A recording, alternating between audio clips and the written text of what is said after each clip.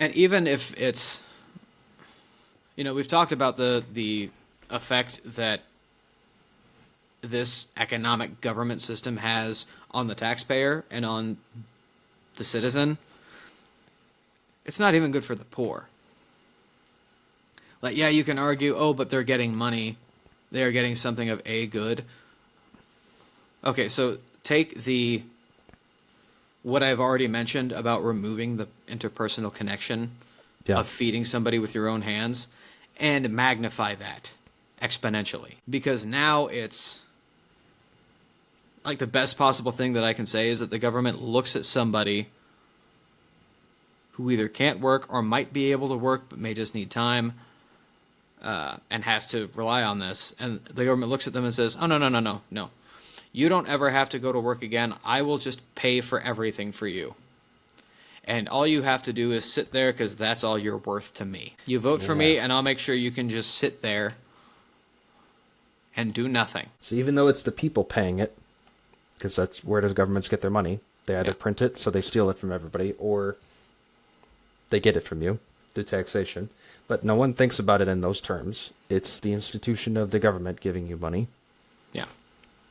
Removing the human connection on both sides, because no matter how smiley the government worker is that's running this, like, it's not the same. It's not the same as what it should be. And like you said, you've potentially incentivized them to view their own dignity as less than what it is. Yeah. And view everybody else's dignity. Yeah. And it even distorts their view of the government. And I'm dependent on the government has a much different ring to it than I was dependent this week on my neighbors, my family. Yeah. Or my parents had to pay my bills for X amount of time. Yeah. Versus I was on state relief. Mm-hmm. Yeah, one inspires a sense of, like, hopefully good humility and getting out of it. And one is more likely to inspire, I don't know, you could make the argument that the state relief is more likely to inspire a sense of entitlement. Well, yeah, like why if you're on state relief, if the government is just sending you a check every month, why should you care? It's the government. Yep. The government that doesn't really even have a face. But when it's somebody close to you, and when you have to rely on one or more people, if you have any sense of pride at all, and the good kind of pride, any sense of honor, that should infuriate you.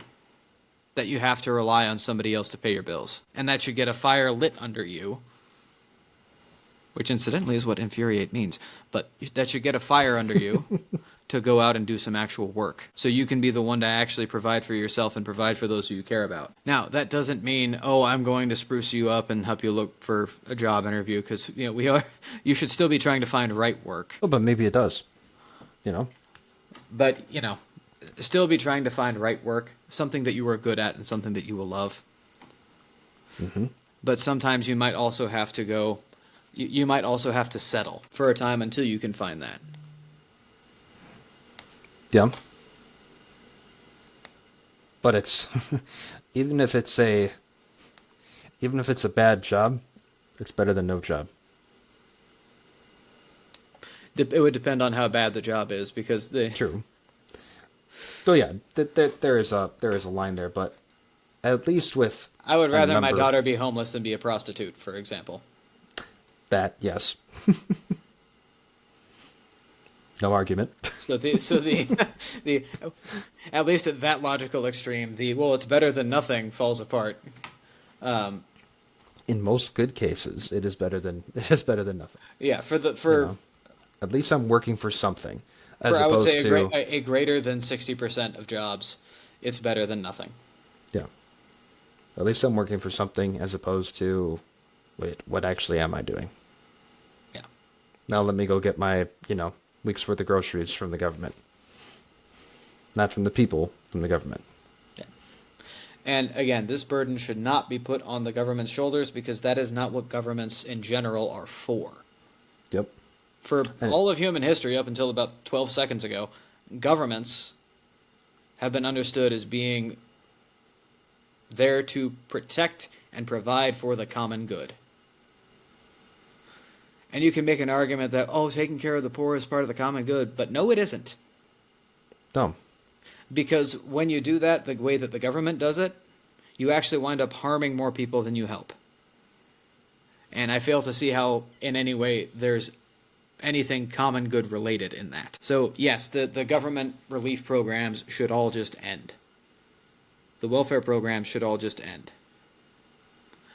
And Yeah, like people need to start taking care of the people close to them again. Yeah, in one sense, you're helping 42 million people, or you're trying to, and some of those people you're not actually helping because they just, they shouldn't be there they shouldn't be looking for a handout in the first place in that regard. Yeah. They should be going elsewhere they should be trying to get a job, right? Yeah. But even the ones that do need help, you're helping them at the cost of either taxing or stealing from everybody. Yeah. How is that just? So it's... Yeah, it's just a convenient way. No, not a good argument. yeah, a very bad argument. Mm-hmm. And for people in the church to just sort of, but something human dignity, every time that's brought up, I fail to see how infringing upon the majority of people's dignity to protect somebody else's is a good thing. Mm-hmm. Because at that point, you're not even protecting somebody else's dignity. You're not even protecting the dignity of the poor by infringing upon the dignity of the working man. And even the guy that might be working paycheck to paycheck and is just barely able to get by, but he can't get any of that relief because the government sees, oh, your bills are being paid. You're fine. But you're still going to tax him to death and take from him to give to the person that is 75 pounds overweight and refuses to work and just wants the free food from the government every month. Yeah. Like, that is not at all good for human dignity. That is not at all in keeping with any understanding of human dignity that has ever been had in history. So, all of these welfare issues need to end, and individuals and churches need to get off of their asses and do something. And a lot of churches do, but they need to be doing more.